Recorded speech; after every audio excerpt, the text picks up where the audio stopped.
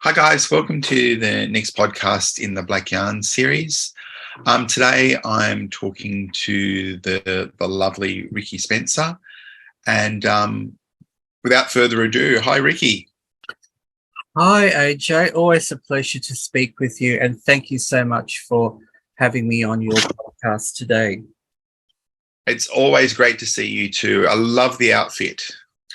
Thank you. Look, I wanted to wear something colourful, and I wanted to just to sort of bring my mood up to that feeling that it's summer.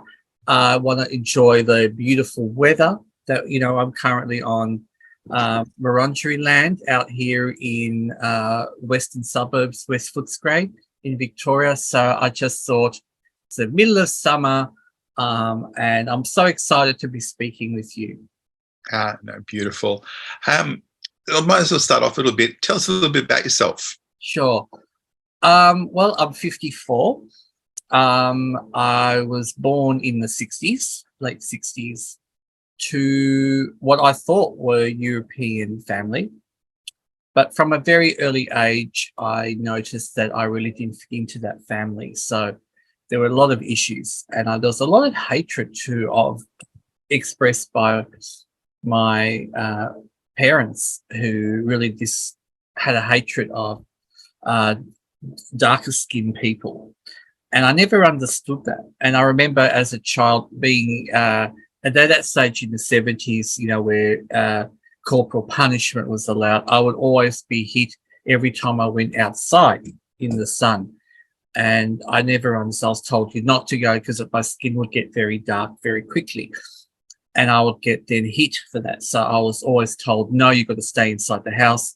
You'll get sick. You cannot go outside. And I never understood that, yet my sense of self always wanted to be outside, and I always wanted to run away. So there was an issue there. Obviously, I could sense that something was not right with this family, And it wasn't until later on that I found out later in my life that I was adopted, because I never really looked like them, although similarly, I did have certain features.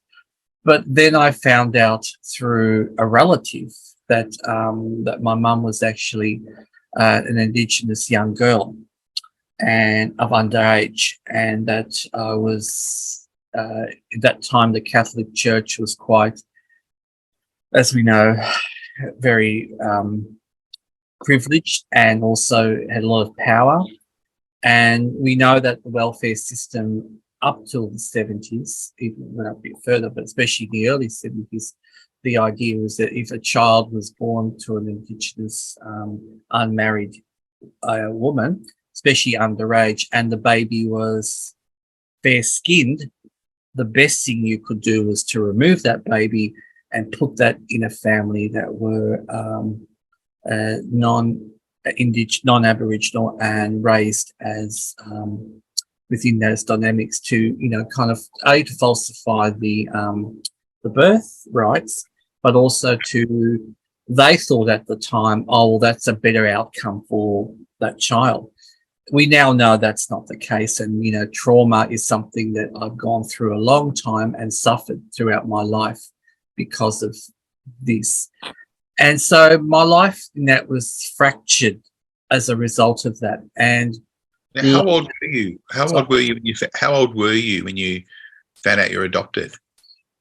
I knew I was adopted when I was in my teens, because I'd have a lot of arguments, and my parents they would always say things like, "We'll send you back," and I didn't know what that meant, but I worked it out, But in my mind, I kind of got that sense, okay, and so the way things were done in the family unit, I would never sit with the family, I'll always be else.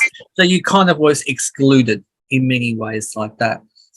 It wasn't until in my 40s, early 40s, I think it was, that before my I thought was my uncle passed away, and his daughter sat me down and sort of said, "Look, we think it's wrong that that this is what's happened." And the young person was born in suburbs near where my parents lived, and it was part of the church because, well, at that stage, the church welfare was very strong. And remember, these were the western suburbs. This was a time that if you were, anyone who was Aboriginal at that time, if you had a baby, and of course, underage at that stage, it was really taboo. So they tried to do as much as they could. I don't even know the full extent of the process. All I know is that the certificates and everything were falsified. So I was said that I was born at home, and you think to yourself, well, how does, I just didn't question it. So I then when I got that, I kind of felt a bit taken back, but relieved, because I always had that feeling, because growing up, I always had this idea that as a young baby, I do remember seeing a woman, darkish haired woman, but I never understood that. So I don't know if it's a spiritual awakening. I can't say, but that to me has haunted me and lived with me and sort of been sort of threaded through my thinking for a long time. So then at that stage, and it all came about because at that stage, my father had died. And my mum still alive. I haven't spoken to her in 8-9 years, so I don't know if she's still alive.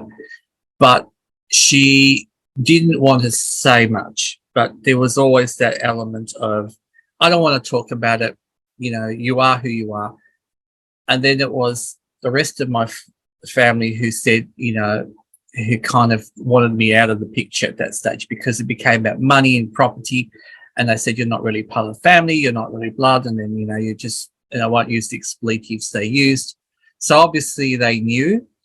And and it was like, in one way, it was a relief for me because I never fitted in. They never accepted me when I at that stage lived within the gay realm, because I took that identity, because that's all I could know of comfort, where I could feel a sense of belonging.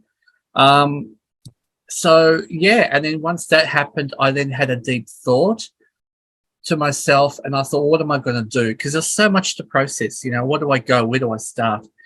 And I kind of didn't know, I just sat with that information, for a few years, because I thought, what am I going to, where do I go? I was just dealing with the trauma of just not knowing who I was, trying to process that, to finally have that recognition. It kind of makes sense, and obviously I've been seeing a psychologist for many years and psychiatrist. So having took many years to process, who am I? Through that intensive kind of processing, I realized that my whole life I have been living a lie in terms of my identity. I shrouded my femininity, thinking I'll situate myself within the gay space, but really I was never comfortable in that space either. So when I finally allowed myself to express myself in my authentic identity of being my true self, which I feel as though my brain is female, I started to accept that. And when I started to accept that, everything started to come into place. And I started to process that, to kind of go through that, and then start identifying, and coming out and thinking, yeah, I'm proud, of my heritage, and thinking, well, how am I going to go about finding my mum? So I did a few inquiries, and it was quite difficult because of the time, and when you don't have names, all you have was times. And, I thought, well, what do I do? What happens if they reject me? What if, so this is the complexity, I think, AJ, too, is that I think sometimes people assume that, it's like on television, you find your DNA, go and search it. It's not just a piece of paper or finding the it's a whole, I guess it's a whole, I can't even have the word for it. Do I want to destroy in my head the possibility of some type of connection? Yeah. Because what if that connection does not go well? All the people in that family don't want nothing to do with me. So where do I go from that? Being rejected by adopted, then rejected by biological, and then also being rejected from your affirmed Black community, because you don't fit what they think you should be. Yeah.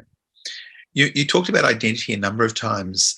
How do you define Ricki? Yeah, that's a question that I'm always filtering through. Where do I fit? And it's, for me, is, well, firstly, I see myself as a person, a trans woman, adopted trans woman. And my soul, I do believe with all my heart, I know I'm Aboriginal, at least on my mum's side. That I feel it, and no one can take that away from me. I don't know who the father was. That was what makes it difficult. All I know is that he was an older person, I think in his late 20s, early 30s. So you have that sort of thing. So I'm somebody who's fractured. I don't really know. I don't have family. I'm somebody living with a number of disabilities, physical and psychological, dealing with trauma, dealing with post-traumatic stress. But I'm also someone who I think is resilient, in that I want to make a difference in the world, because I have this, I guess, this dream, and I don't know if it's selfish or narcissistic, that maybe if I can make a few changes in the world, maybe when I do find my family, that they will accept me, that they can think that you've done a lot of good for the community. And maybe that's, I don't know if that's colonialism or I don't know, but that's what's getting me through, because I'm feeling if I can be a good person and do good things and help out in the community, maybe that the universe will reach out and help me find my birth mum and help me reconnect.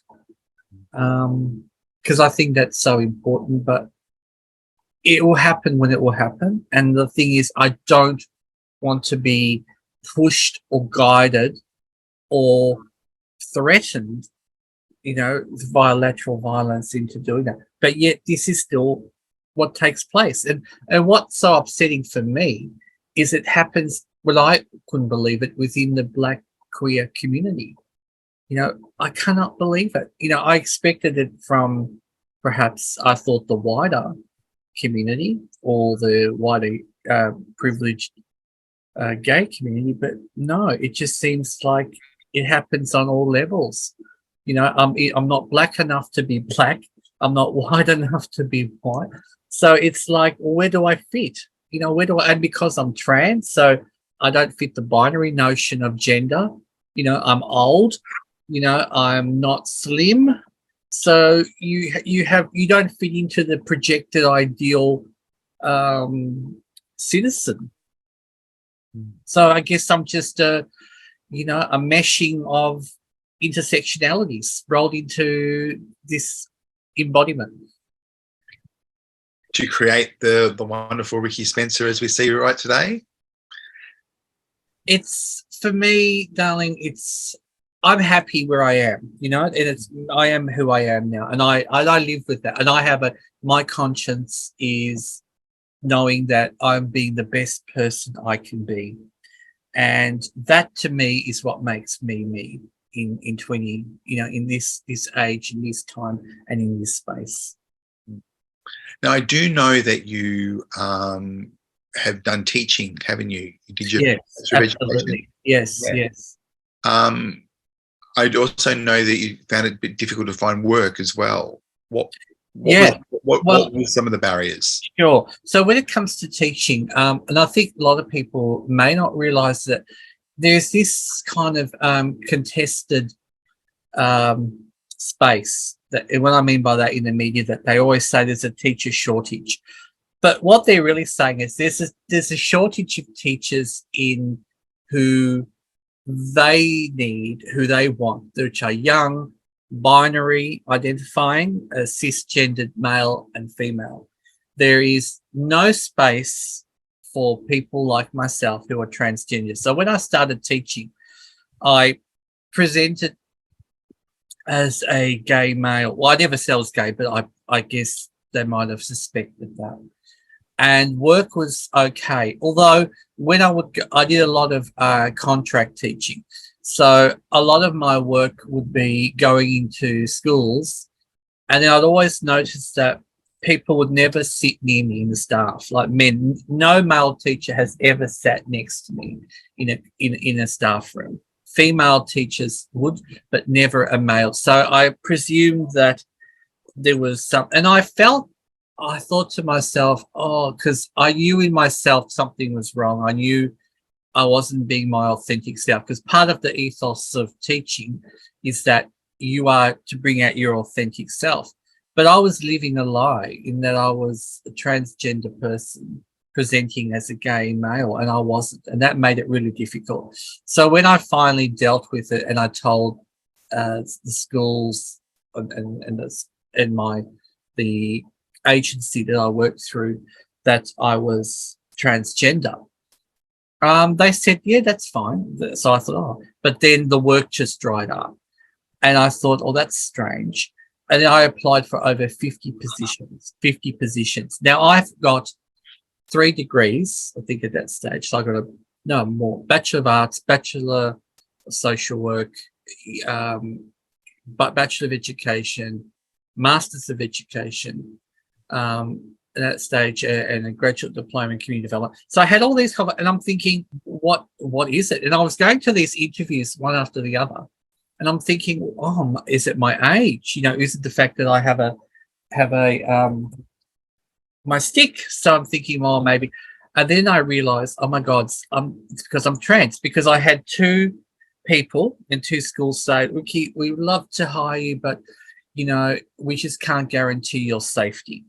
We feel that the parents, it would be problematic for you. You'd be put into compromised situations. Maybe come back once you've had the operation. And I'm like thinking, oh, I'm like, so what? I'm not female enough. And I'm thinking, why does so it comes back to the culture of passing. Obviously, I didn't pass what they perceived as female, and they thought that was too problematic. Because schools are very much on a based on heteronormative systems. The way boys uniforms, girls uniforms, even the way we know all that. We don't have time to go into it here. So this has made me frustrated and made me feel again another thing of rejection. So, okay. So now I'm rejected as a teacher. I'm not good enough. And then people were saying to me on the side and friends, maybe you've got to go and do your PhD, because if you do your PhD, then your voice will be listened to. And that really upset me. So I started this journey of doing my PhD. And it infuriates me that, well, how much is good enough? Am I ever going to be good enough to go into a school and hired just for being me? When you say, who's Ricki? Because quite clearly, no. And it's like, how much do you have to prove to people who you are? That. And it's like, if you don't fit what their perception of what you should be like, and I wouldn't say it's unconscious bias. I just think it's deliberately, we don't want to have somebody like that in our school, because we don't want to deal with any sorts of ramifications, and it's just so sad. So I get that discrimination, and it's like, it's disheartening, because I spent 20 odd years in the social work field, working in many systems, got retrained as a teacher, doing the 4-year, not the 1 year, but the 4-year course at my time, then doing the master's upgrade for 2 years, now doing the PhD, and still, there's this problem of, and I'd sit in interviews where there was dead silence, and you feel so bad, because you think, what do you hate about? Like, which part of me do you really hate the most? Is it because I'm transgender? Is it because I'm 54? Is it because I'm disabled? Which ones? Or is it a combination of all? I just don't fit what your ideal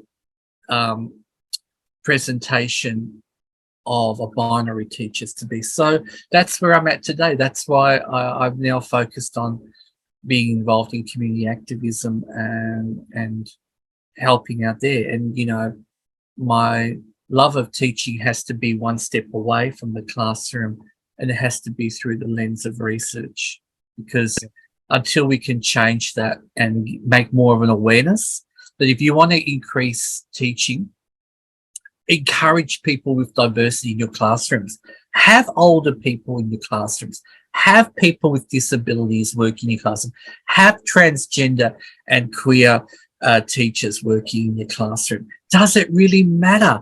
Because what do they presume that kids are all one? All kids are different. We're all different diversities and intersectionalities as well. We are just a mirror of society. So wouldn't it make more sense to show the diversity of your teachers as your leaders, to then show young people that you can be who you are? To be a good person means just to do things, you know, and live within the realms of, you know, fairness and work within community spaces.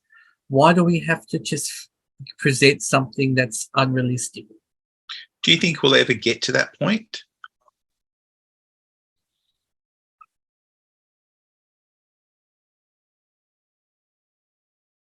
You know, I've thought about this deeply, you know, and I have to say I cannot see it happening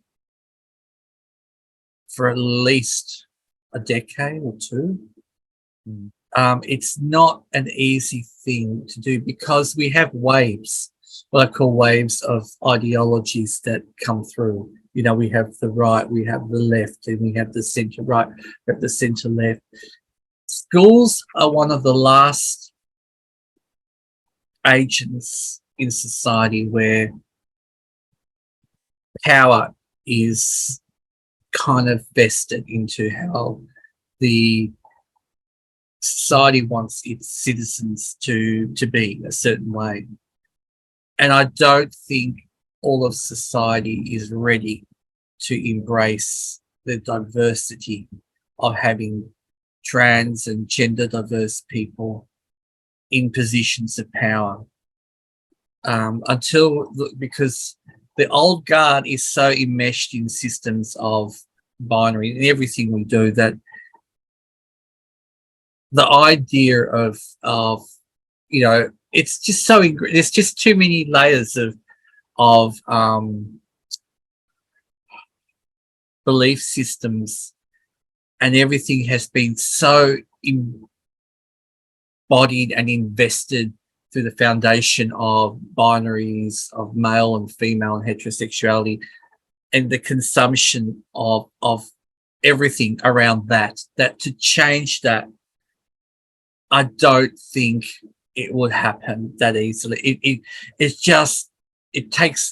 too much of a fear for neoliberalists economies and societies to kind of move away, because they really need the idea of population growth and and it boils down to that. And here I am saying that argument, you know, it kind of goes, the whole system has been designed around this, and alternative, which is still seen, it's selling as not as another variant, but as an alternative, is seen as just the other. We are still seen as the other. So I have to say, I cannot see it. All I can see what's happening, there may be more acceptance, but I would say to you, until we have more leadership teachers who are trans, gender diverse in leadership positions, and I mean as in principals, and perhaps even, dare I say, an education minister who is trans or gender diverse, in that sort of figurehead position, I would say no.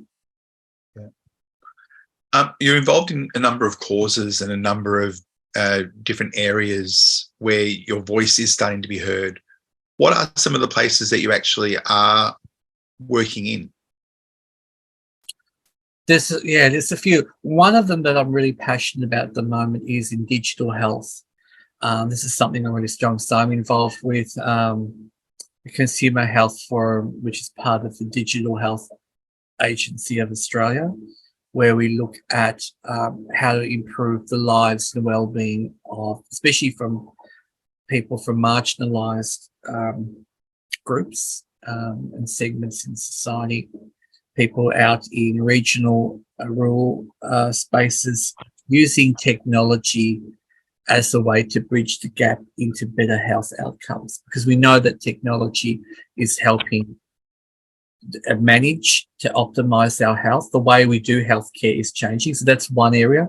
So I'm involved with a few hospitals in Melbourne where we look at that, and I'm on committees and we're looking at trialing different ways of bringing in using digital interfaces in primary care. And then what we then do is go to community and talk about it, and then skill up people in communities to embrace that. First Nations communities, people with disabilities, people who are transgender diverse, or people who perhaps don't have a good experience with health. So there's that side. I also am involved in a lot of spaces that are lobbying the government to reform the way health care processing works for people who are transgender diverse. It's not just about changing forms, it's about changing the way education, the culture, and the implications of that. So when you talk about that, there is a lot of things on My Health, which is the government, as you know, space where people call their information. There's a lot of issues there around privacy, around capturing data, merging data when you have information about yourself that's not consistent, and dealing with the changes. So there's that. Working with aging, which is another thing which is big on my agenda, with Housing for the Age Action Group. A lot of community education in that space, looking at reforming housing, affordable housing for older trans and gender diverse people who struggle with getting affordable and secure housing, who may not necessarily have been able to capture the ability to save or have the capacity to work in ongoing work, especially like if you're like myself and you don't get hired ongoing, you cannot get a mortgage, and there's a certain age at which you cannot get a mortgage. So you've got to look at those. So what do? You have to then rely on a rental. So there's that space. There's the palliative care space that I'm now involved with, which I'm looking at advanced care planning in Australia. How can we make advanced care planning, especially for First Nations people who are LGBTIQ, people with disabilities, people from different cultural diverse backgrounds, the importance of planning, your wishes, how you wish to be buried, how you wish your palliative care to be enacted with dignity, whether you want to be named a certain, how you wish to be perceived in that space, whether you're as male or female, or gender diverse, whether you want to be buried a certain way. Those sorts of things I think are important, that for many people in communities that I'm interconnected with haven't had those conversations. So that to me is important. So housing, digital health, education, with Social Education Victoria and then Special Education Association. So I'm looking at ways to, how can we make education more equitable? How can we make it so that young people are missing the gaps? So I'm especially looking at young people who are transgender diverse. Again, also looking at people with disabilities, that intersectionality. Those to me are sort of the common threads of what I do. And of course, my politics, I'm heavily involved with the Greens. I'm now the Australian social media manager for the First Nations Greens. So I'm conscious about how can we get more people to understand truth, treaty, and justice through the lens of the policies that look at how do we rebalance back and understand sovereignty, understand the complexities of law, and how law in itself is biased. It's designed so certain people, certain groups in society are marginalized, and don't have access to certain resources and services. So I work in so many different spaces, and now no to violence, which I'm very passionate about, because I feel that, my experience of violence, it's been physical and lateral violence that I've just experienced, a few times. That has an impact on people's lives. I want to ensure that, to talk to organizations, how can we work with each other as human beings, more effectively? Why can we not bring back care into how we interact with each other? We should not resort to physically or verbally threatening each other if we don't agree with something. If you don't like me, that's okay, but use language and body language to reinforce that without having to somehow harm me because you don't like my philosophy or you don't like the way I look. We've got to work out better ways of communicating and working together. Do you find lateral violence high in the trans community? Yes, because a lot of it is unreported. And I'm going now on my own experiences, and also some of the work I've done with collecting some data that I was working on a project where I was speaking to a lot of older trans women who had experience with relationships, especially women who date cisgendered men.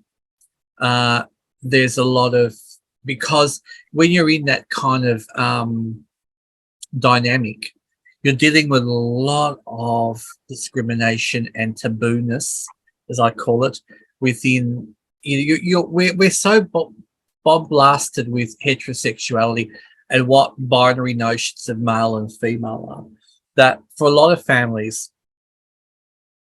there's one thing to come to terms, and I call it come to terms with, to say someone affirms themselves as transgender. You don't see it celebrated. I always say this now to people. It's like, when people have birthdays, young children, you celebrate, oh yeah, happy birthday. No one celebrates, oh, my child's transgender. Oh my God, yes, let's have a big party, celebrate. It's seen as something, oh, okay, it's something that has to be corrected, or it's something that has to be, dealt with, as opposed to say, okay, that's just another presentation of the self. We're still like that. So then, we have the situation where families are so used to seeing things, because you see, I call it the mirrored effect. You kind of are more comfortable with the way you see others similar to yourself. So some families just don't know how to deal with it. And so what we find is that relationships are based mainly in private, enclosed situations. Men feel uncomfortable with it because men might be attracted to a trans woman, but then they can't. They're complicated. For some are complicated. I think it's to be gay because then they're so constricted in labeling. We label everything in the world. We create, and I have a problem with Google, because Google reinforces that. People don't see the power of Google. Google just reinforces stereotypes and binaries, and people Google, am I gay? If you put that, full of hits, and if you do an analysis of that and you put, am I gay and trans? I had sex with a trans woman, and you'd see all these hit, thousands and thousands and probably millions hits, because sexuality is a diverse expression of human nature. I see this as just a natural way of how people are. But we put labels, we put constraints, and this causes so many problems. And you see, I can talk for hours on this, but I can't. But this is the thing you see, AJ. People, in that space. So trans women tend to then have to be the counselors, the healers of these men. They get into relationships with men who cannot deal with the emotion. So some of these men don't know how to process that emotion, so they go back to physically restrain, and that would be either through violence, through or shoving, or through projecting their discomfort and their fears, because part of violence is that whole element of fear. If I fear something I don't know, how do I react to it? Well, I resort to hitting back, and it goes back to to childhood and the way we see, how to protect yourself from something that you feel is unknown or unpleasant. So you have all these sorts of factors. So then where does trans women go with something? The services aren't geared towards supporting people like us. We can't go to a women's refuge because, quite frankly, they're going to say, well, you're not female if you haven't had surgery. So you're dealing with all those issues. Police, it's taken so long over the years to finally get queer liaison officers, but there's still that element where, if you don't have your information of who you are, and there's this thing of, do I want to expose myself to really, do I want to get the person in trouble because they'll come after me or the family will come after me? You have all these elements. So, and that's why I got involved in the No to Violence campaign, because I want to make a difference in that space. I've been physically abused. I remember quickly an example in 1991, and this is when I was still presenting as a gay male. I went out to Chapel Street, which is at that period of time a very gay area. So I was like 20, I think, at that time, or something really young. And I was with a friend of mine. And I remember quite clearly that, and at that stage, I was not promiscuous at all, because, again, my gender, I was more about just wanting to be happy and dance and that. And I remember being with a friend outside. I don't know, there was something like a pub. I can't remember. We had a hot dog or something. And this guy came from nowhere out of a car, and he had an axe in his hand.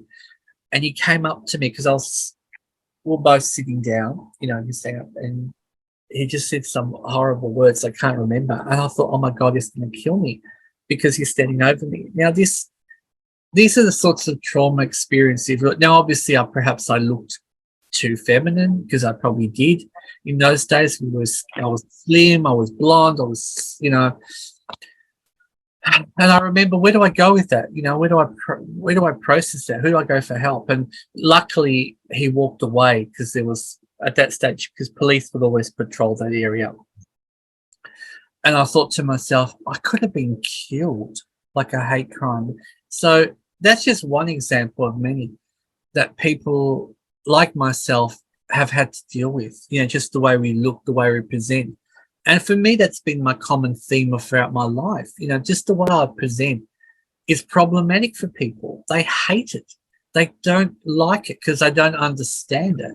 The colour of my skin. If I was darker skinned, stereotyping of what you think an Aboriginal person should look like, then perhaps things would be different in that respect. But then I would be dealt with the overt racism that goes along with it.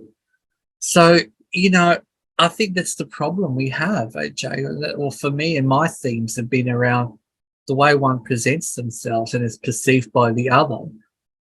Has this power thing that we don't like. We don't like something we don't understand. Yeah. What do? We've got to do something about it, because we can't accept it, because we want to fight for power. We don't want to give up something that we feel that we've constructed that we're going to lose. And that's what it boils down to. Some people find me threatening, or they think I've got too much of a voice. I've been told, you've got too much of a voice. I've been told, you've got to go back and decolonialize yourself. I've been told, you've got to sit back and get privilege given to you. And I'm thinking, but all my life, I've never had privilege given to me. I never sat at the table with my family. I never got Christmas presents so I've never, ever had privilege. Maybe I've had pale skin. Maybe I've had to get education and a bit of work, but I've never been accepted in terms of interpersonal groups or belonging.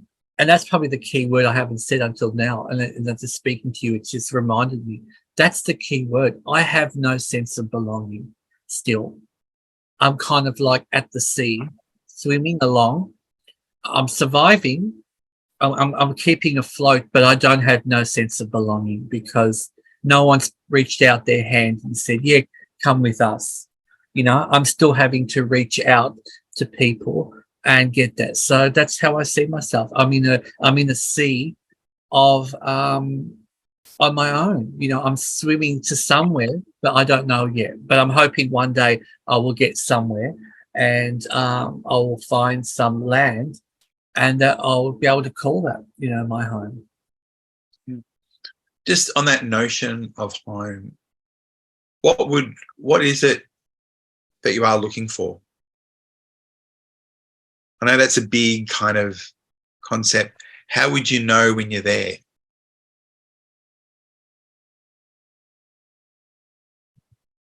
I don't know. I think for me, knowing who I am, but I think it may never happen. Maybe my journey of life is to always be searching, and maybe that searching may not be in this world, but maybe in the afterworld. I don't know. For 54 years, I've been trying to find out who I am. I'm still searching.